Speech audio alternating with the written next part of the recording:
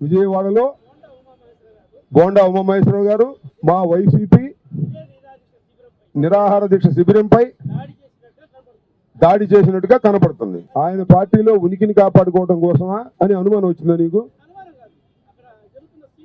మీ అందరికీ తెలుసు, బోండా ఉమామహేశ్వరరావు గారు గౌరవ శాసనసభ్యులు విష్ణు గారు నిరాహార దీక్ష చేస్తున్న శిబిరం మీద డైరెక్ట్ గా వచ్చి దాడి చేశాడు, పీకేశాడు. శభాష్ అని ఉంటాడు అనుకుంటున్నారు చంద్రబాబు. శభాష్ అన్నాడో ఆయనకి అనవసరమైనటువంటి నష్టాన్ని తీసుకొస్తున్నాడు అని అనుకుంటున్నాడో చంద్రబాబు గారు తెలుసుకోవాలి. ఒకటైతే చాలా స్పష్టం, చంద్రబాబు నాయుడు గారి దగ్గర కోల్పోయినటువంటి విశ్వాసాన్ని ఈ మధ్యకాలంలో ఆయన నా పక్కన కూర్చోవడంతో చంద్రబాబు నాయుడు గారి విశ్వాసం కోల్పోయాడు.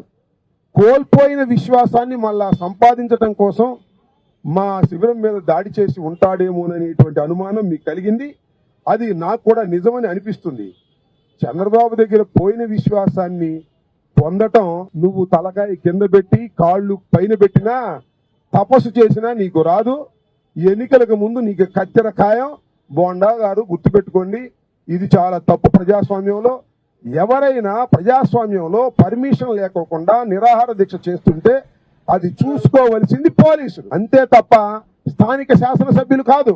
నేను ఇక్కడ సంఘ వ్యతిరేక శక్తిగా నేను తయారయ్యాను అనుకోండి, కాసేపు ఎవరన్నా సంఘ వ్యతిరేక శక్తిగా తయారయ్యాను అనుకోండి, ఎస్పీ వస్తాడా, పోలీసులు వస్తారా, డైరెక్ట్ గా హోంమంత్రి గారు వస్తారా?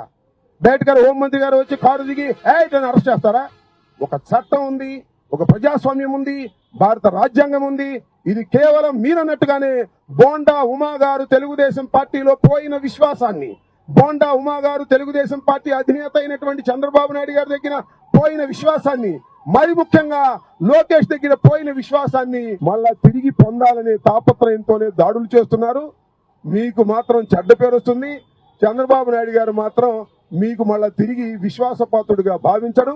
ఎన్నికల ముందు రాసుకోండి, బయట కరెక్ట్ గా స్టోర్ చేసుకోండి. ఎన్నికలకు ముందు బోండాని టకామని కత్తిరించకపోతే అప్పుడు నాన్న మా విషయంలో చట్టం కాకెత్తుకుపోయింది. అంబటి రాంబాబు గారి విషయంలో చట్టం కాకెత్తుకుపోయింది. అంబటి రాంబాబు గారి ఇంటి మీద దాడి చేస్తే చట్టం కాకెత్తుకుపోయింది. పెమ్మసాని గారి మీద నేను పోస్టు పెడితే చట్టం 1000 కిలోమీటర్ల వేగంతో వచ్చేస్తుంది. ఒక కేసు కాదు 2 కేసులు పెట్టారు. ఒక కేసు కాదు 2 కేసులు పెట్టారు. పెట్టిన కేసే మళ్ళీ పెట్టారు. శభాష్ ఈ పోలీసులకి, శభాష్. ఒకే అంశం మీద 2 కేసులు పెట్టిన ఘనత ఈ పోలీసులకు దక్కుతుంది. దేన్నైనా ఈ అంబటి రాంబాబు న్యాయపరంగా ఎదుర్కొంటాడు. నేను పోస్ట్ పెట్టాను, ఎందుకు నేను మాట్లాడుతున్నాను?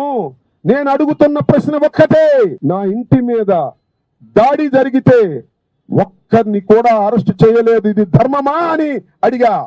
నా ఇంటి మీద దాడి చేస్తే దానికి కారణం పెమ్మసాని నువ్వు అని అడిగా. పెట్టేశారు కేసు నా మీద. అయితే కేసు పెట్టేశారు. నా ఇంటి మీద దాడి జరిగితే కేసు పెట్టరు, కానీ నా ఇంటి మీద దాడి ఎందుకు జరిగింది, ఎందుకు మీరు వారి మీద యాక్షన్ తీసుకోవాలంటే కేసు పెట్టేస్తున్నారు. ఎంత అన్యాయం, ఎంత అక్రమం. గుండెలు పగిలిపోతున్నాయి. మనవి చేస్తున్నా, గుండెలు పగిలిపోతున్నాయి.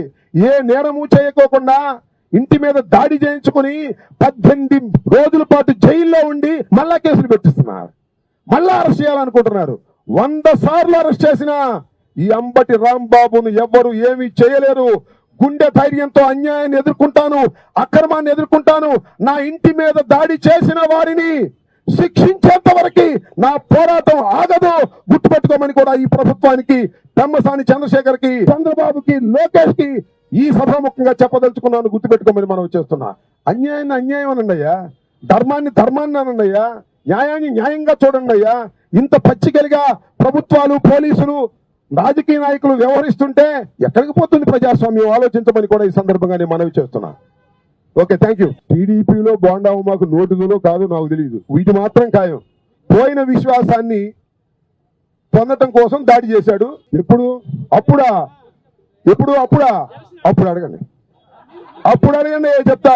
ఇప్పుడు డోర్లు క్లోజ్ అయినాయి అనుకుని బాతున్నాడు. ఆ డోర్లు బాధవయ్యా, మా డోర్లు బాస్తావేంటి, మా టెంట్లు బాస్తావేంటి?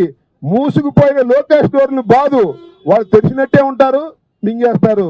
నీకు తెలియదు, చంద్రబాబు రాజకీయం వేరు, లోకేష్ రాజకీయం వేరు. చంద్రబాబు అన్న క్షమిస్తాడు కానీ మా బ్రదర్ లోకేష్ మాత్రం క్షమించడు. ఆయనకి లవ్ క్యాష్, నీ మీద ఏం ప్రేమ లేదు బోండావమ్మా, గుర్తుపెట్టుకో. నేను చెప్తాను, వాళ్ళు రాసుకోండి. నువ్వు అంటున్నావు కదా కత్తిరిస్తే మీ డోర్లు తెరుస్తారా, ఎప్పుడు అప్పుడు కదా, అప్పుడు అడుగు, నేను చెప్తా. Okay right, thank you.